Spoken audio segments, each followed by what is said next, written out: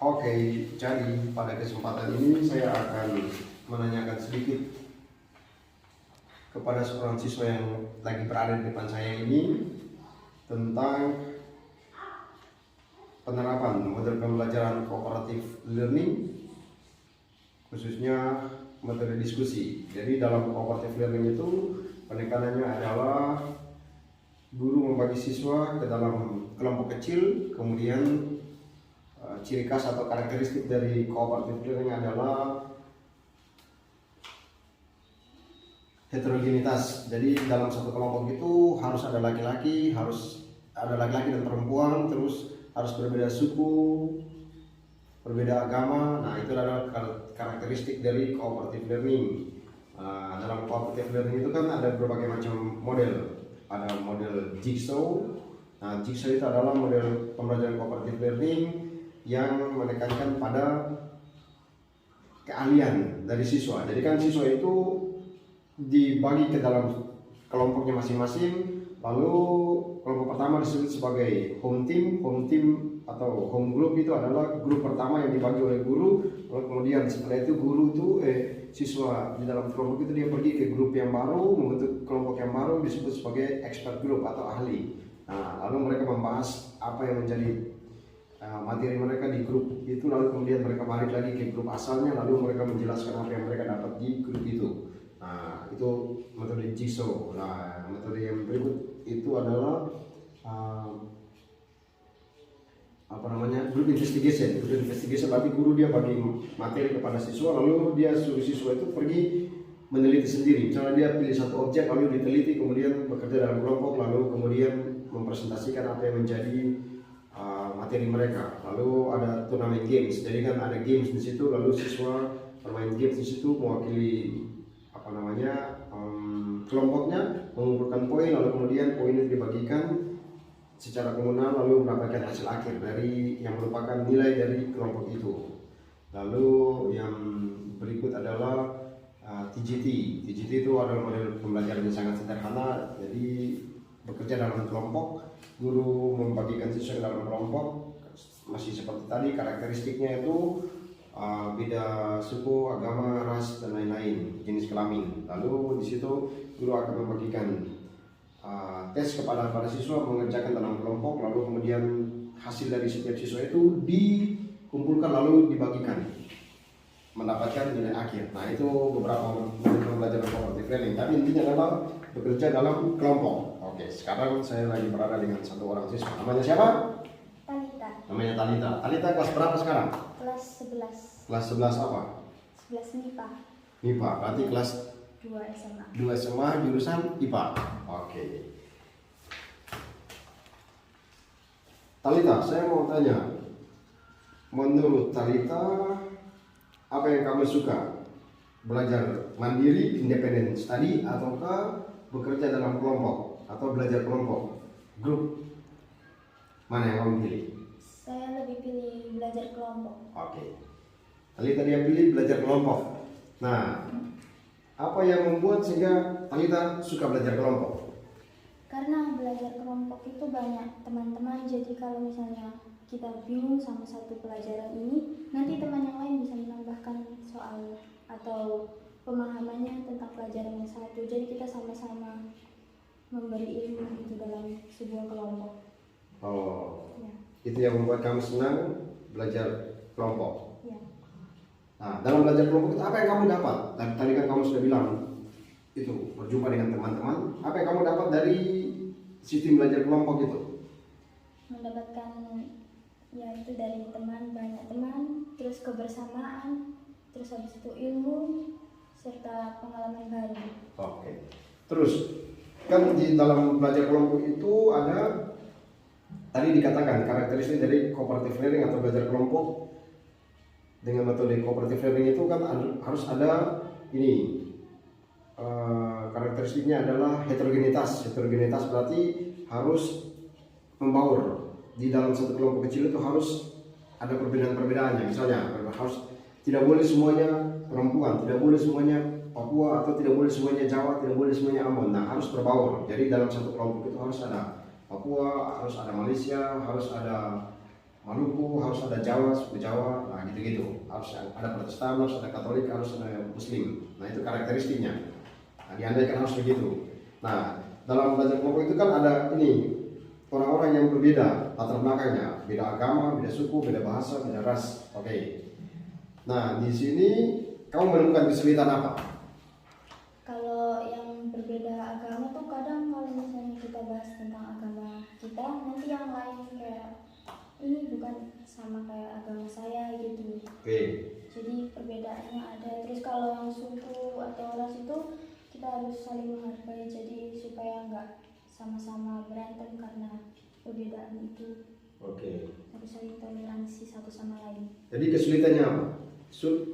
Kesulitan atau tantangan apa yang kamu dapat ketika belajar kelompok dengan perbedaan suku, bahasa, ras dan lain-lain? Tantangannya apa? Tantangannya itu bahasanya.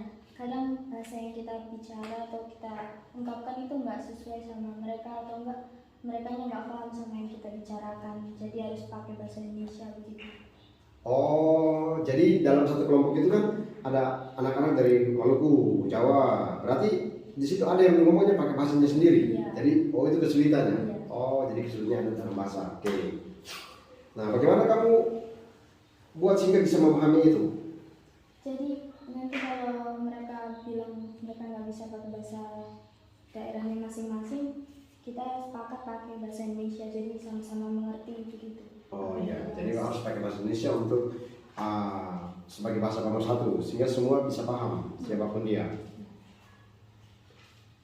Sekarang kamu suka belajar kelompok. Menurut Talita, apakah Anda merasa terbantu dengan belajar kelompok? Iya, merasa terbantu. Oke, merasa terbantu. Apa saja yang membuat Anda merasa terbantu? Hal-hal apa yang Anda rasa dengan belajar kelompok saya merasa terbantu? Hal-hal apa misalnya? Dengan belajar kelompok itu kita lebih cepat memahami materi yang diterangkan oleh guru.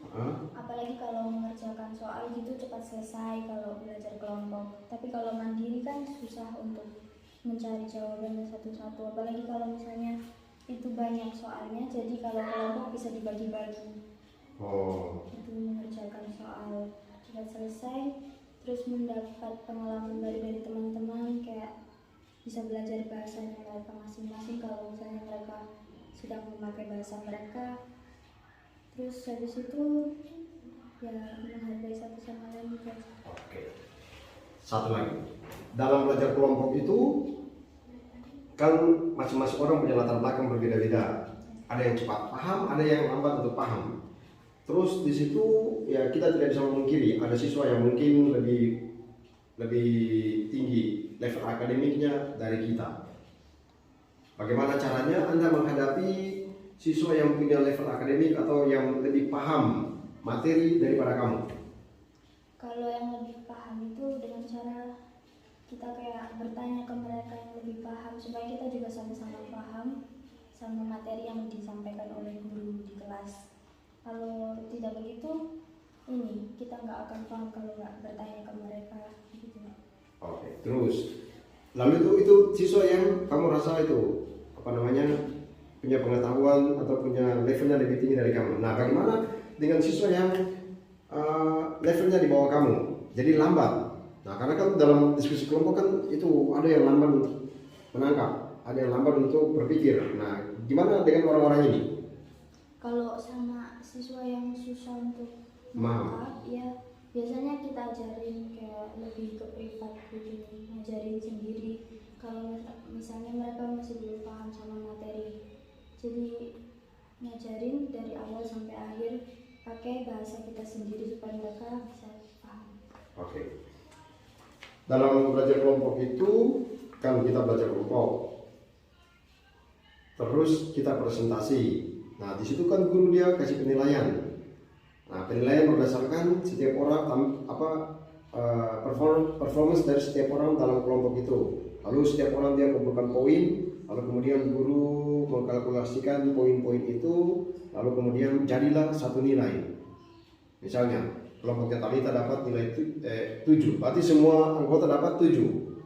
Nggak mungkin 1 7 terus yang lain 9, nggak mungkin toh. Nah, karena kan nilai komunal, jadi harus semua sama. 5 5, 7, 7. Sukses, sukses, gagal, gagal. Kamu puas tidak dengan penilaian yang diberikan guru dengan model seperti ini? Kadang puas, kadang tidak Romo. Kenapa? Soalnya kalau misalnya kita mengerjakan dengan capek-capek begitu, dengan kerja keras, habis itu yang lain tidak kerja, terus kita dapat nilai sedikit, nanti yang lain kayak protes ke kita padahal mereka nggak bantu kerja, nanti kitanya yang dapat marah dari mereka padahal itu cuma hasil kerja kita. Misalnya kita yang dapat bagus, nanti mereka juga tuh dapat bagus, nanti kan sama-sama untung kalau misalnya kita Itu tidak suka. Kalian suka karena apa? sukanya tuh karena adil. Adil, Jadi oke. semuanya sama gitu. Nah, seperti Susu tadi kan ada yang dia tidak berpartisipasi penuh, tidak berkontribusi penuh, sehingga yaitu hasilnya buruk. Nah, maka kamu harus memotivasi mereka. Jadi kan sesama teman jadi harus saling memotivasi supaya kan apa namanya yang lain bisa termotivasi sehingga dia serius gitu. Apakah Anda melihat ini bagaimana suasana belajar kelompok itu? Suasananya gimana? Karena kan dalam ruang kelas itu kan guru dia bagi kelompok, jadi kelompok 1, kelompok 2, kelompok 3, kelompok 4. Nah, suasananya bagaimana? Apakah dia ribut ataukah dia tenang? Suasananya ramai atau apa? Ramai. Ramai. Ya. Oke, suasananya ramai. Bagaimana itu guru atur ininya, tempat duduknya? Biasanya guru tuh dipisahkan gitu. Kalau misalnya kelompoknya ramai ditaruh di paling pojok, tapi kalau yang kelompoknya hening gitu biasanya paling depan-depan, jadi kayak dipisahin. Oke. Yang selama ini kita lihat itu jarak antara kelompok yang satu sama kelompok lain itu apa? Berjauhan atau terlalu dekat atau gimana? Kira-kira berapa meter gitu antara kelompok yang satu sama kelompok yang lain? Biasanya tuh selisih, kan itu kan ada kelompok, misalnya ada 5 kelompok gitu, dari pojok sini antara sini tuh jauh. Jauh. Ya. Kalau begitu, kalau pas diskusi kelompok yang sana ngomong di sini bisa dengar enggak? Enggak. Oh, berarti tidak terganggu. Enggak. Oke. Berarti jaraknya seperti itu. Jadi Anda merasa tidak terganggu karena yang main jauh begitu ya. Lalu apa namanya? Kamu aktif enggak dalam kelompok? Aktif. Oke. Dalam belajar kelompok itu kan setiap orang dia harus menyampaikan pendapatnya. Jadi kan kita diskusi kelompok. Lalu apa? Dalam diskusi kelompok kan kita bagi. Ini Talita punya bagian nomor 1, si A bagian nomor 2, si C bagian nomor 3. Nah setelah itu kan setiap orang menyampaikan pendapatnya di dalam diskusi kelompok itu, ya toh? Nah bagaimana cara Anda menyampaikan pendapat? Kalau saya tuh menyampaikan pendapat misalnya dari materi tadi, kalau ini cocok apa tidak, ini betul apa tidak, nanti kalau mereka bilang iya benar atau ya sesuai sama pendapatnya kita, berarti nanti kita jadikan itu jawabannya gitu, jadi sesuai apa tidak sama pendapat mereka juga. Jadi berarti kamu tetap memberikan opsi kepada teman-teman sebagai pilihan bahwa ini boleh nggak, ini masih dipertimbangkan atau gimana. Jadi tetap masih memberikan kesempatan bagi teman-teman lain. Oke, lalu ini di dalam belajar kelompok itu kan seperti sudah dikatakan tadi, karakteristiknya tuh harus ini berbeda suku, agama dan lain-lain sebagainya. Jadi dalam kelompok itu kan berbeda-beda. Ada yang dari Jawa, ada yang dari Maluku, ada yang dari Sabah Malaysia, ada yang dari Sumatera, Kalimantan, Sulawesi. Nah, bagaimana cara kamu bersosialisasi diri dengan mereka?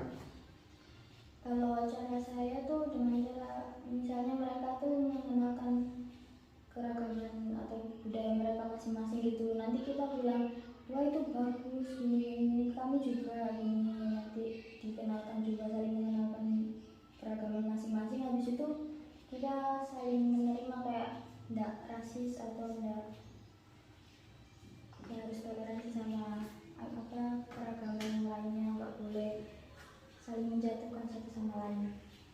Jadi apa kamu bisa bercerita dengan bebas dengan mereka? Ya. Oke, yang penting kan tidak boleh saling menjatuhkan, tidak boleh saling menjelekkan antara agama satu dengan agama lain atau ras yang satu dengan ras yang lain ya. Pernah tak kamu merasa minder dalam kelompok? Pernah. Minder karena apa? Minder karena takut nanti kita punya tanggapan ini tidak sesuai sama mereka punya pendapat gitu. Oh, jadi minder karena itu. Ada lagi? Bagaimana hubungan kamu dengan teman-teman? Apakah kamu dekat dengan teman-teman ataukah pergaulannya ya jauh gitu? Dekat. Dekat dengan teman-teman ya, karena satu kelasnya walaupun berbeda suku agama ras tapi kan satu kelas satu angkatan sudah 5 tahun jadi pasti ya itu ada kedekatan lah. Bagaimana komunikasi Anda dengan teman-teman? Baik. Pakai bahasa apa kalau mau sama? Kalau di sekolah pakai bahasa Indonesia. Indonesia. Mengerti semua. Oke. Apa kesulitan dalam belajar kelompok? Kan kita belajar kelompok, kamu sudah ikut belajar kelompok. Kesulitan dari belajar kelompok itu apa? Kesulitannya tuh ini sih, kalau misalnya jawaban misalnya mengerjakan tugas dari guru, jawaban kita dari buku ini tapi mereka punya jawaban lain jadi berbeda gitu. Nanti kalau tidak sama jadi susah. Oh, kesulitannya adalah perbedaan pendapat. Iya, pendapatnya Oh, beda-beda. pendapatnya beda-beda. Kalau pendapatnya beda-beda berarti nanti apa? Berdebat lama? Iya, berdebat lama. Pernah nggak? Kan waktunya diberikan misalnya setengah jam. Tapi karena berdebat lama akhirnya nggak selesai-selesai. Pernah. Pernah. Pernah. Tapi ada juga yang selesai. Oh iya. Jadi apa masalah utama dalam kesulitan pertama yang dihadapi dalam proses belajar mengajar dengan menggunakan itu metode diskusi kelompok adalah itu ada waktu yang ditentukan, ada durasi yang ditentukan, tapi pada saat yang bersamaan ada perdebatan karena perbedaan pandangan, perbedaan argumen yang membuat sehingga yaitu waktunya terbuang percuma. Iya. Gitu ya. Oke. Lalu itu gimana sih kalian kalau masuk di diskusi kelompok? Apakah pas setelah guru bagikan tugas masuk ke dalam langsung berdiskusi ataukah ada saat dimana kalian bingung awal-awal? Kalau awal-awal bingung ini sebenarnya mau dibagi gimana kelompoknya, mau ditentukan gurunya atau tidak atau kita tentukan sendiri, biasanya gitu. Oh, jadi ada kebingungan, nggak tahu mulai dari mana gitu ya. Oh. Terus apakah dalam diskusi kelompok itu dia efektif atau tidak? Karena kan apakah ini pertanyaannya begini, kan kita diskusi kelompok, apakah kamu temukan bahwa dalam diskusi kelompok itu ada yang bercerita tidak sesuai dengan apa yang dibahas gitu, jadi dia cuma cerita barang yang tidak ada hubungan dengan materi hari ini. Jadi misalnya dia cerita tentang wah tadi dia ngomong sama temannya, wah tadi saya ke tempat wisata ini ramai. Pernah gak ketemu itu? Pernah. Oh iya. Jadi tidak sesuai dengan materinya. Iya. Terus ada nggak apa namanya dia ngomong tentang apa yang tidak sesuai dengan materi yang dibahas ya? Ada toh? Ada. Oke. Bagaimana kamu melihat ini? Terus oh ya satu lagi, dalam diskusi kelompok itu kan kamu ketemukan nggak ada yang monopoli nggak? Jadi wah dia tuh monopoli semua pembicaraan ini. Iya ada. Ada. Iya. Ada yang monopoli. Nah, gimana caranya untuk membatasi itu? Menegur atau enggak memarahi orang yang itu supaya dia tuh diam, jangan bicara terus tapi kita bahas tentang soal yang dari guru atau materi yang barusan ibu guru kasih ke kita, jangan bahas tentang lain-lain. Oke. Tadi kan kamu bilang dalam waktu menyampaikan pendapat itu kan kamu menyampaikan pendapat itu ada yang terima, ada yang tidak terima, ya toh? Ada yang setuju, ada yang tidak setuju. Nah, bagaimana cara Anda menyampaikan pendapatmu untuk menerima atau menolak pendapat orang lain? Jadi misalnya kamu dengar, oh si A dia menyampaikan pendapat, terus menurut kamu, alah ini kayaknya tidak pas. atau ada yang menyampaikan pendapat terus kamu mengatakan dalam hati ini yang benar, ini saya setuju. Oke, pertama tentang yang setuju, bagaimana kamu menanggapi pertanyaan atau argumen dari temanmu yang menurut kamu benar atau kamu setuju dengan dia? Kamu bilang apa? Bilang ya itu bagus, terus saya mendukung pendapat yang barusan kamu kasih ke kita, terus habis itu kita pakai pendapatnya itu untuk sama-sama. Oke, itu kalau kamu setuju. Gimana kalau bertanya dia kasih pendapat terus kamu gak setuju?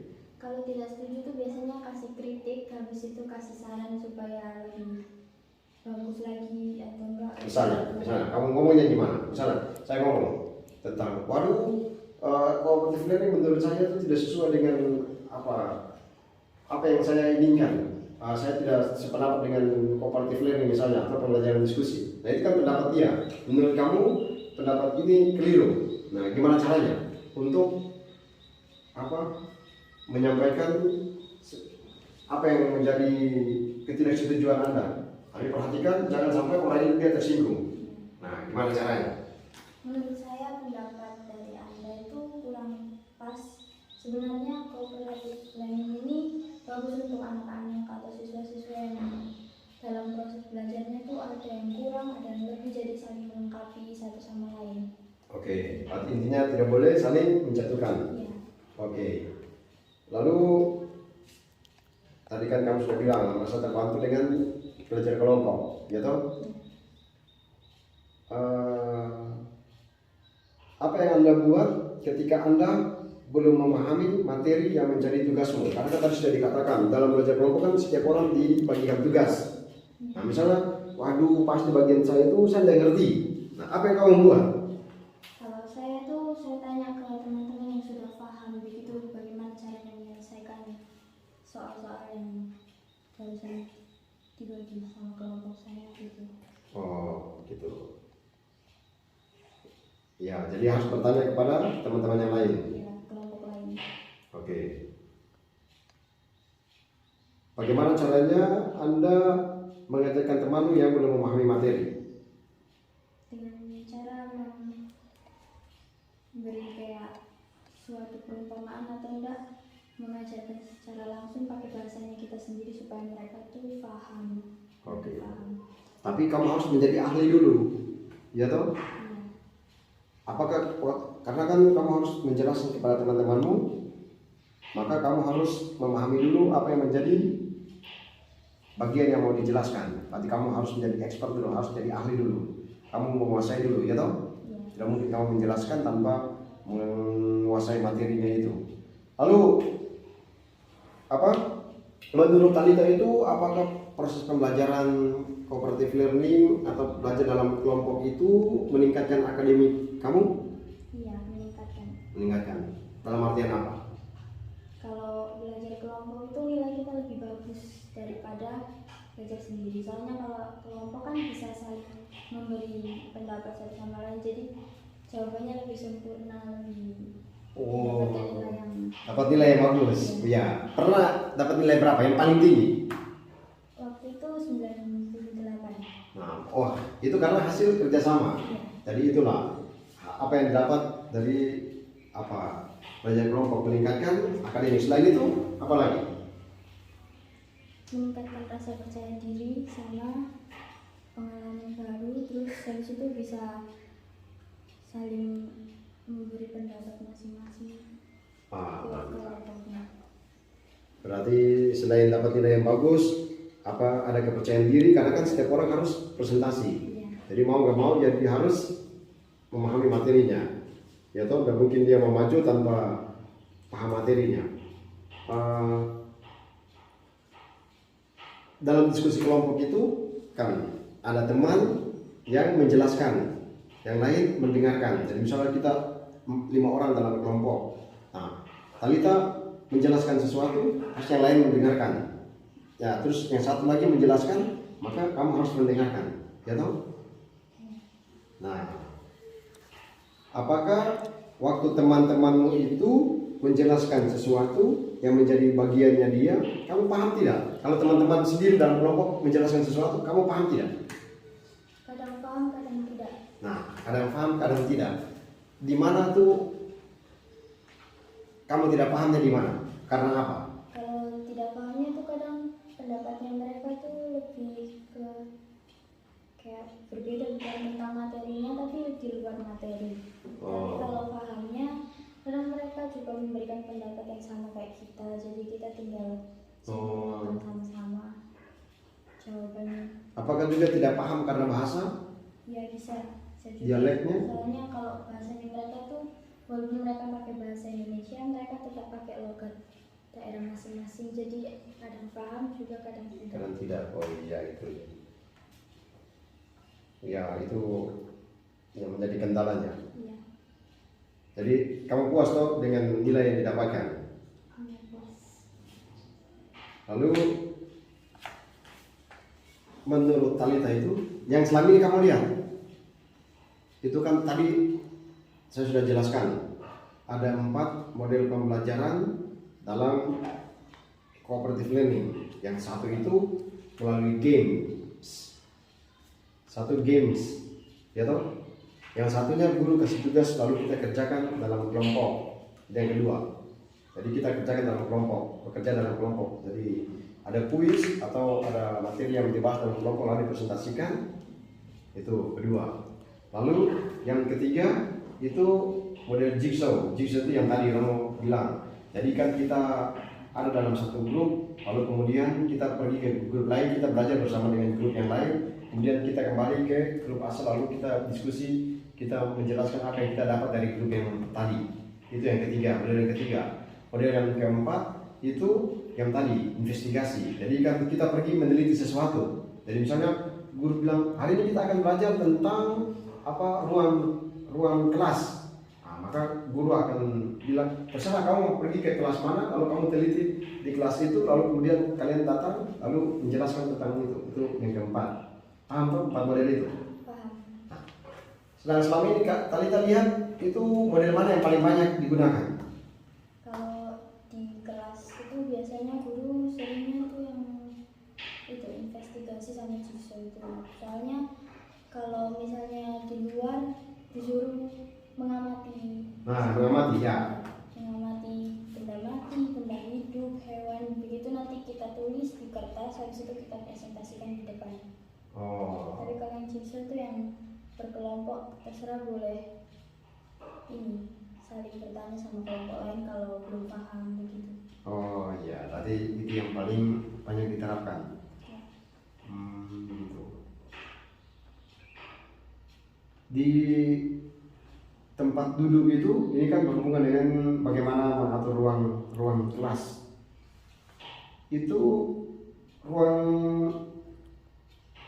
dalam mengatur kursi meja itu gimana? Posisi duduknya itu biasanya gimana? Biasanya yang Apakah melingkar begini ataukah segi 4 duduk berhadapan-hadapan atau gimana? biasanya segi 4. Segi 4. Ya. Tapi kan duduk berhadapan toh. Ya, berhadapan. Jaraknya gimana? Segini. Iya. Tidak Oke. terlalu jauh, tidak terlalu dekat juga. Menurut kamu terakhir, menurut kamu bagus tidak belajar kelompok? Bagus. Bagus. Apa keuntungan dari belajar kelompok jika dibandingkan dengan belajar sendiri?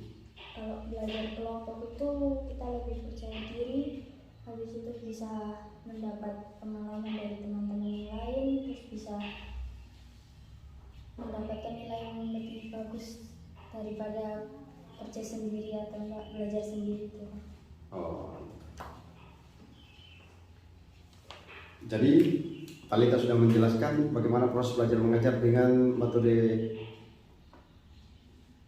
belajar kelompok. Jadi menurut dia belajar kelompok itu sangat bermanfaat karena meningkatkan sisi akademiknya mereka, tapi juga meningkatkan kepercayaan diri dan juga bagaimana bersosialisasi dengan teman-teman yang ada dalam satu kelompok itu. Kesulitan besar yang dihadapi oleh mereka adalah itu dalam diskusi kelompok masalah bahasa, karena anak-anak berasal dari berbagai macam daerah sehingga ada yang berbicara dengan menggunakan dialeknya sendiri sehingga yang lain tidak bisa paham. Nah, cara mengatasinya adalah mereka bertanya kepada teman-teman.